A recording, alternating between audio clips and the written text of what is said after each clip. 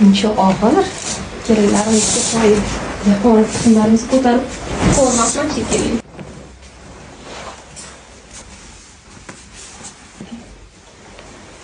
Hozir sizlarga buni emas, oppoq chiroyli komplektlarimizni ko'rsatamiz.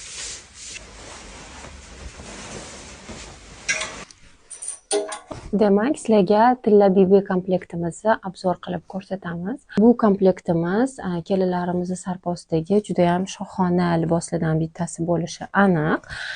Chunki bu komplektimiz juda ham tillarang bilan bezatilgan va bu qo'l bezaklari 100% qo'lda tikilgan. Izyuminkasi bu kaftanimizni mana orqasida ko'rsanglar juda ham chiroyli uzor bilan bezatilgan. Va albatta obrazimizni doполнить qilish uchun mana bunaqa chiroyli bazaviy kolleksiyadan bazaviy libosimiz va unga har qanaqa aksessuarlarni tanlasak bo'ladi.